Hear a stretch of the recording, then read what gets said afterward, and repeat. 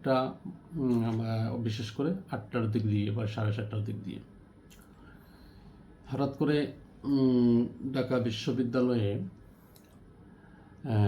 বিসির অফিসের কার্যালয়ের সামনে ডাকসুর প্যানেলে বা ডাকসুতে যারা নির্বাচিত ডাকসুর দায়িত্বপ্রাপ্তরা যারা ছিলেন, তারা হঠাৎ করে একটি কর্মসূচি আয়োজন করে, অর্থাৎ সেখানে বিসির অফিস সংলগ্ন। আর এমত অবস্থায় সেখানে একটি বৈঠকও চলমান ছিল। তো তাদের দাবিটা হচ্ছে, বিশেষ করে ডাকসু কার্যকর হতে তাদের যে বিভিন্নভাবে তাদের যে একটি বিষয় বা তাদের বিষয়টা কী কারণে সমস্যা বা জটিলতা শুরু হলো, তাদের বিষয় হচ্ছে ডাকসুকে কার্যকর হতে না দেওয়ার এক অশ্লীল প্রতিযোগিতায় নেমেছে ঢাকা বিশ্ববিদ্যালয়ের প্রশাসন ও বিসি উপাচার্যরা। তো একটার পর একটা প্রজেক্ট আমরা গুছিয়ে নিয়ে আসি যখন, এরপর আমাদের এই বিশ্ববিদ্যালয় প্রশাসনরা তারা তাদের টেবিলে আটকে রেখে নেয়। এমত অবস্থায় বিশেষ করে যে শুরুটা আলোচনা বা গতকালকে কর্মসূচি হওয়ার কারণ হলো যে, বিশেষ করে শনিবারের একটি ঘটনাকে কেন্দ্র করে, অর্থাৎ দাবি থেকে ঢাকা বিশ্ববিদ্যালয় থেকে যে বাসটা শিক্ষার্থীদেরকে বহন করে নিয়ে আসে, তো শনিবারে নাকি সেই বাস শিক্ষার্থীকে আনা নেওয়া বহন করার বিষয়টি স্থগিত করা হয়েছে, সেইটার প্রতিবাদ।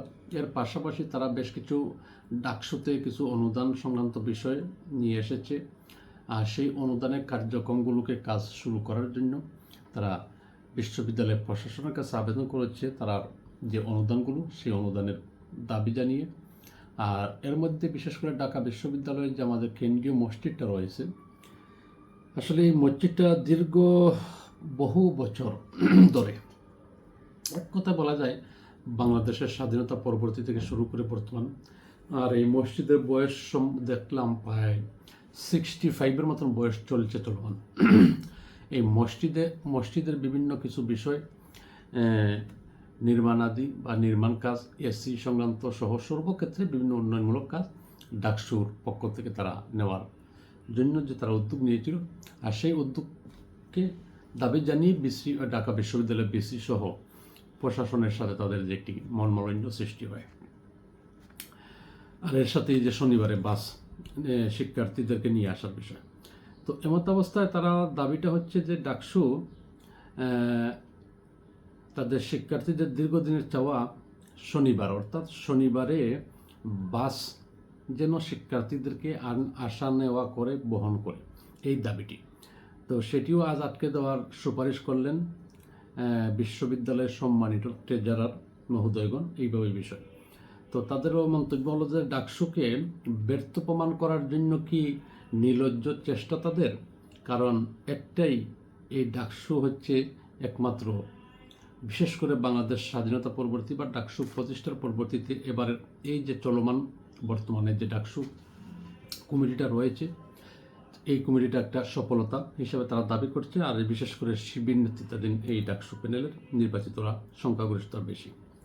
তো বড় বড় বিএনপি নেতারা প্রশাসন চালানো অবস্থায় শিবিরের ডাকসু সফল হয়ে গেলে কি আর ইজ্জত থাকবে, মানে তাদের শিক্ষার্থীদের এই ধরনের মন্তব্য।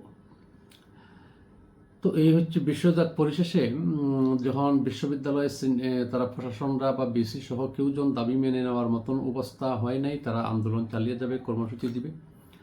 এমত অবস্থায় অপর দিক থেকে আরেক প্রতিদ্বন্দ্বী শিক্ষার্থী বা ছাত্র সংগঠন, তারাও সেইভাবে তাদের বিরুদ্ধে ভাব দেখা গেল।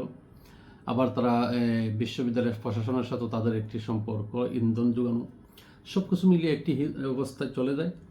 তো এরপর রাত প্রায় 11টার পরে হঠাৎ করে বিশ্ববিদ্যালয় প্রশাসন কর্তৃক শিক্ষার্থীদের দাবিটি তারা মেনে নেয়। তো আসলে কি বলবো, তাহলে কেন এই ধরনের একটা অপমান হওয়া দরকার ছিল, কেন এই ধরনের লজ্জা শরম পাওয়ার জন্য এই সমস্ত বিষয় করা হলো? আর যিনি ঢাকা বিশ্ববিদ্যালয়ে বর্তমানে বিসির দায়িত্ব পালন করে যাচ্ছেন, তিনি কিছু আচার আচরণ বিভিন্নভাবে সোশ্যাল মিডিয়া কেন্দ্রিক শিক্ষার্থীদের সাথে যেগুলো